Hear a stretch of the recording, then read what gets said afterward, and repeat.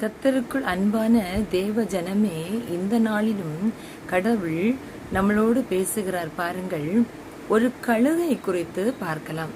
ஒரு கழுகு எவ்வளவு வேகமாக தன் சட்டைகளை அடித்து பறக்கிறது என்பதை நாம் அனைவரும் பார்த்திருப்போம். ஆனால் அந்த கழுகு வயது முதிர்ந்த நிலையில் சில காலம்தான் அந்த இறகுகள் அதனோடு இருக்குமா.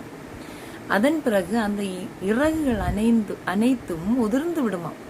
அப்பொழுது அது பறக்க பலனின்றி ஒரு இடத்திலே ஒதுங்கி காத்திருக்குமா.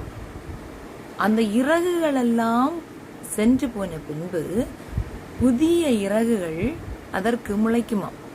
அப்போ அந்த கழுகு அந்த புதிய இறகுகள் முளைத்து வளரும் வரை காத்திருக்குதான். பாருங்க, காத்திருப்பதன் பலனாக அவைகள் புது பலன் அடைந்து எவ்வாறு செயல்படுகிறது என்பதை ஏசாயா 40ஆம் அதிகாரம் 31ஆம் வசனத்திலே கடவுள் நமக்கு உணர்த்தி இருக்கிறார்.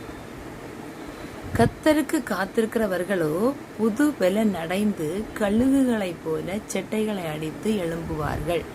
அவர்கள் ஓடினாலும் இளைப்படையார்கள், நடந்தாலும் சோர்ந்து போகார்கள் அப்படின்னு சொல்லிட்டு வசனம் நமக்கு சொல்லுது. பாருங்க, நம்மளும் பல நேரங்கள்ல பல காரியங்களுக்காக பொறுமையுடன் காத்திருக்கிறவர்களாக காணப்படுவோமே. ஆனால் நமக்காக தான் கடவுள் இந்த வசனத்தை தருகிறார். பாருங்கள், பொறுமையுடன் காத்திருக்கிறவர்களுக்கு கழுகுக்கு கிடைக்கின்ற புது பலன் நமக்கும் கிடைக்கும் என்று கடவுள் சொல்லுகிறார்.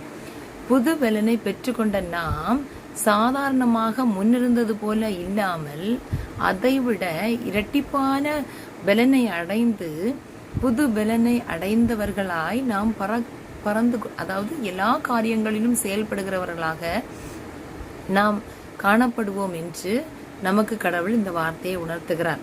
பிரியமானவர்களே, இந்த நேரத்திலும் வேதனையில மத்தியிலும் இல்லை என்றால் வேலை கிடைக்கவில்லை, படிப்பு நல்ல, இப்போ இந்த பிள்ளைங்க +2 முடிச்ச பிள்ளைங்க எல்லாம் ஒரு நல்ல கோர்ஸ் எடுக்கணும் அப்படின்னு சொல்லிட்டு அநேக பிள்ளைகள் நல்ல ஒரு கல்விக்காக காத்திருக்கிறார்கள். அவர்களுடைய காத்திருப்பு வீணாக போகாது.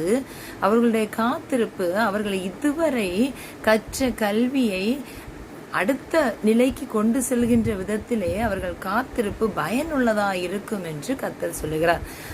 எனக்கு அன்பானவர்களே, கர்த்தரிடத்திலே நாம் காத்திருக்கிறவர்களாக காணப்படுவோமே. ஆனால் நம்மளுடைய